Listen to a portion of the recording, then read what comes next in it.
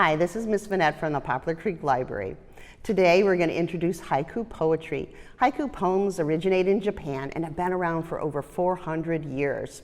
Traditionally, haiku poems are about nature and the natural world and tend to be about the seasons. A haiku poem is a very short poem composed of 3 lines. The first line, 5 syllables. The second line has 7 syllables, and the third line has 5 syllables, all for a total of 17 syllables. So it's a very short poem, but don't let its small size fool you. It's a very powerful poem. A haiku poem tends to capture a single image, like a snapshot. For instance, maybe a wave crashing on the beach or a butterfly landing on a flower. So let me give you some examples from different authors and different books. For our first example, this is Lion of the Sky, Haiku for All Seasons by Lori Purdy Salas. And I'm going to read to you a couple of her poems, and so you can get an example of some haiku poems. This first one is, I am a windbird, a sky skipper, diamond dipper, dancing on your string. And then over here we have colorful flowers. We sprout on stems of people, bloom only in rain. And you can see how that one followed the seasons and some nature. Here's another author, Seeing in Tomorrow, haiku poems by Richard Wright. And I'm going to give you an example of one of his.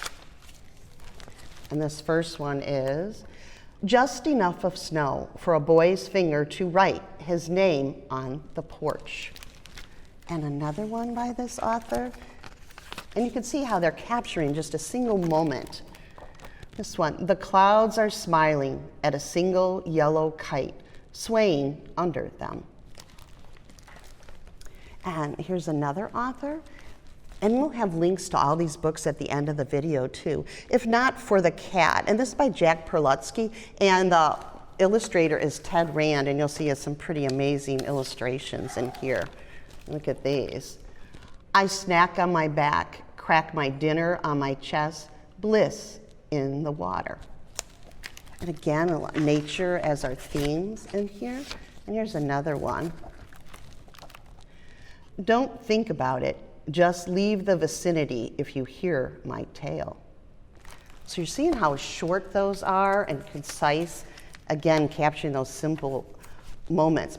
H is for haiku, and this is by Seidel Rosenberg in A Treasury of Haiku. And you can see the different art in here and a little bit different style on this one.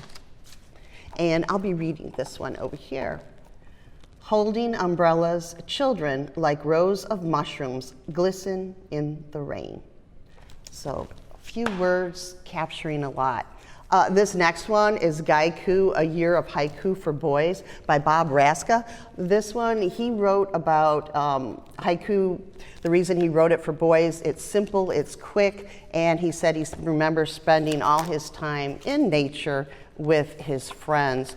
So here's some examples, and I thought these were great. I don't know if you can see the illustrations, they're small, but in a rushing stream, we turn rocks into a dam, hours flow by us. So you can just see them in the summer. And this one, I love this one because I could see this happening. Pounding fat cattails on a park bench near the pond, we make a snowstorm. So again, just one quick moment, not your whole day. And the last one I'm going to read, this book is called Today and Today, and this is by Isa. And Isa is one of our founders of haiku from 400 years ago. Now you're going to see this is a little different than the 575, only because when it's translated much different. The sounds are different in the 2 languages. So this is one from one of the masters of haiku. Summer night, even the stars are whispering to each other. So I hope you enjoyed those examples, and now it's your turn. We're going to talk about actually writing a haiku poem. So now it's your turn to try to write a haiku. After all the examples and everything, you can get busy writing your own haiku. Some of the things you might need, obviously you need something to write with. Maybe you have a notebook, or maybe you have a special journal that you keep that you can write down your ideas or thoughts. You can do it right on your computer too. Something else you might want to use is there's a student thesaurus, and in here it'll help you with different ideas for words, more descriptive. For instance, a typical word of happy you want to come up with maybe something more descriptive, and this will give you a whole assortment of words: delighted, gleeful, joyful, high, festive, and so on. So that might be a resource you want to use when coming up with different words. The dictionary, in case you're having trouble with your syllables, knowing how many syllables something has, a dictionary will always break that down for you, and you can see how many syllables are in a word.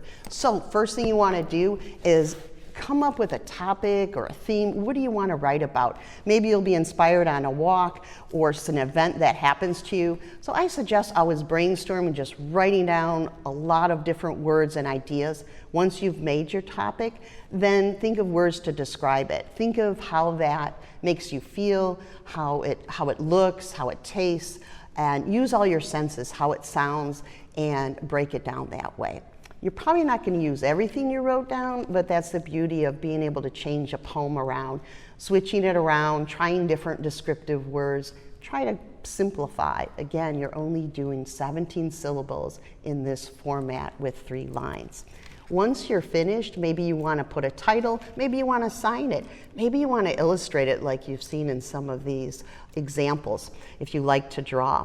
But we would, here at the Poplar Creek, would love to see what you've come up with. So we have a special email. You can send your haiku poems to us at poetry@pclib.org. And there will be a link after this video. You can send those in until August 20th. When we receive them, we have a special bulletin board that we have in the children's department. We'll display your haiku poems, and just for submitting a haiku poetry to the Poplar Creek, you can come in and get a small prize. Again, we'd love to see what you've come up with. So get writing, send those in, and thanks for watching as always, and goodbye for now.